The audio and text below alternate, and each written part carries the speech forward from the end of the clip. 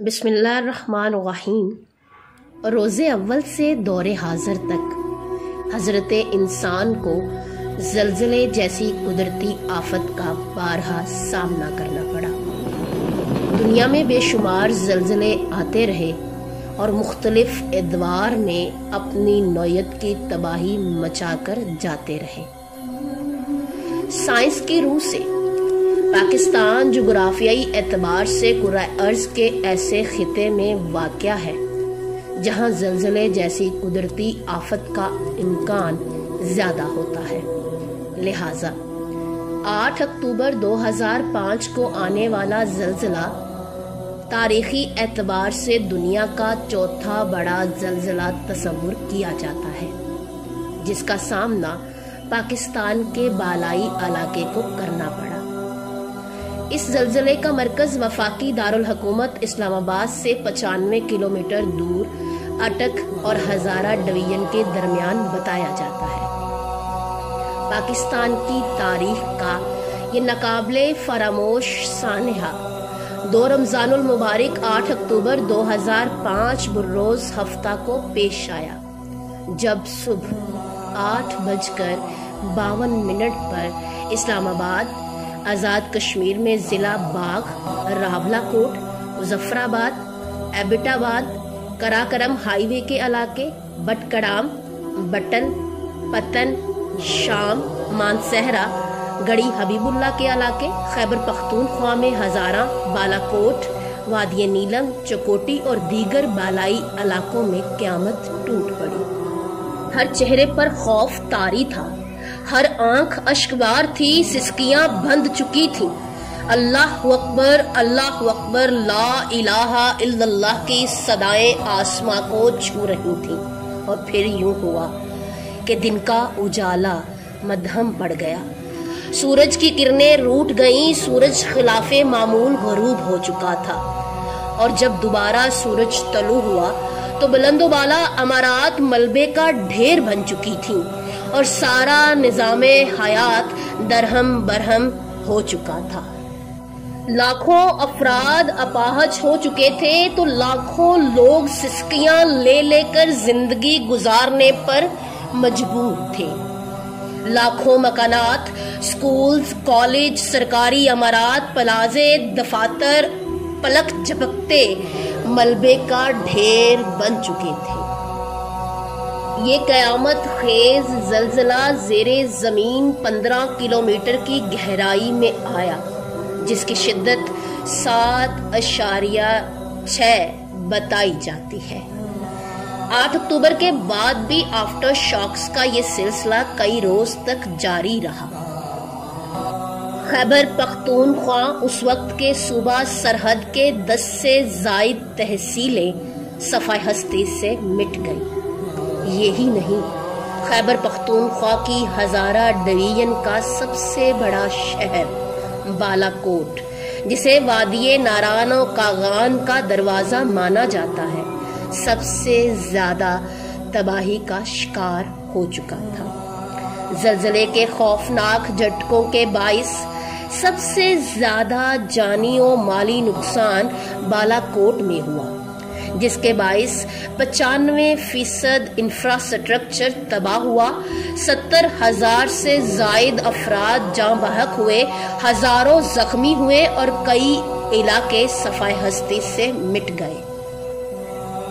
آزاد کشمیر کے علاقے مظفر آباد میں تقریباً 5,000 سے زائد افراد لقمہ اجل بن گئے، 5,000 افراد بے گھر ہوئے اور ہزاروں افراد زخمی ہوئے۔ اسلام آباد کے مارگلا ٹاورز کا ایک اہم حصہ زمیں بوس ہو گیا۔ چند لمحوں کا یہ ہولناک زلزلہ روح انسانیت پر غم و الم کی خوفناک داستان رقم کر گیا۔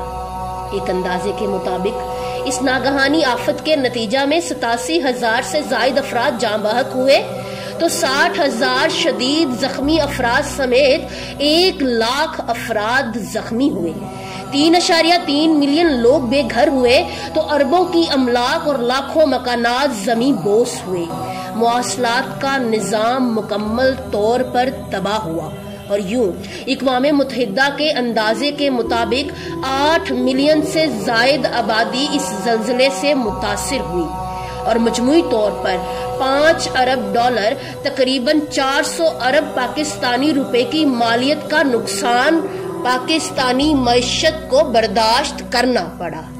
پہاڑی علاقوں میں لینڈ سلائیڈنگ کی وجہ سے نقصان کی شرح سب سے زیادہ بتائی جاتی ہے اور یوں مرنے والوں میں اسکول اور کالج میں جانے والے بچوں اور طالب علموں کی تعداد بھی زیادہ تھی۔ یہ المناک سانحہ، یہ ناگہانی آفت، یہ ہولناک دن جہاں بے پناہ جانی و مالی نقصان کا باعث بنا، وہیں پر اس دن نے پاکستانی قوم کو یک جان، یک جسم اور جسد واحد بنا دیا اور لا الہ الا اللہ کو ماننے والے یہ لوگ ان اللہ مع صابرین کا درس دہراتے ہوئے پھر سے اٹھ کھڑے ہوئے اور اثار و قربانی کی وہ مثال رقم کی جس کی عالمی سطح پر بھی کوئی نظیر نہیں ملتی۔ تاریخ میں پہلی بار کشمیر میں بھارت اور پاکستان کی درمیانی لائن آف کنٹرول کو زلزلہ کے متاثرین کی امداد و ہمدردی کے لیے 5 مختلف جگہوں سے کھول دیا گیا۔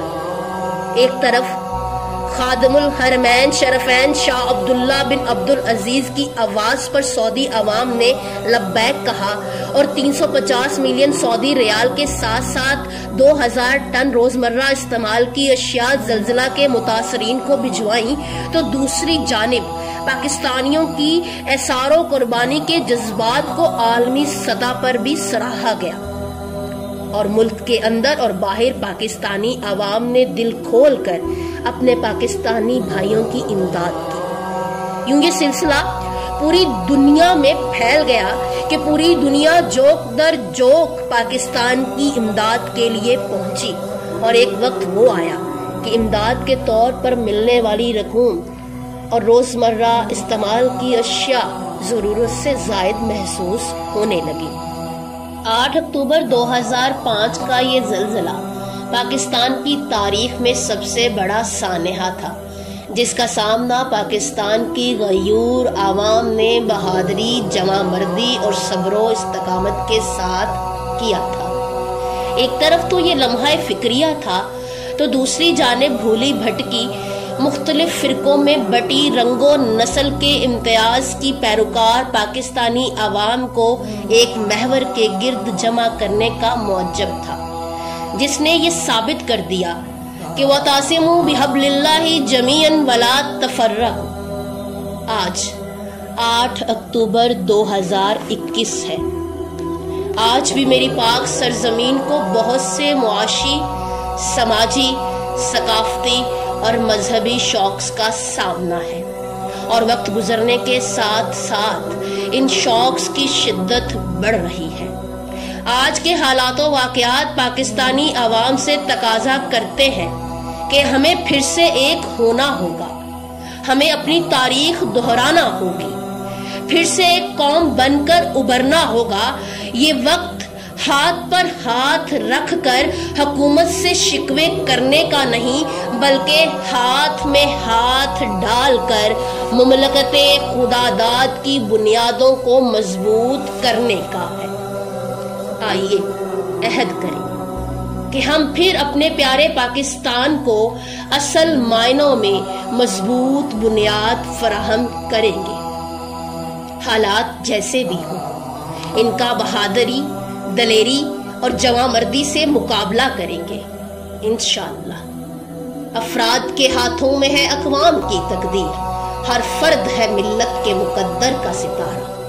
پاکستان زندہ باد۔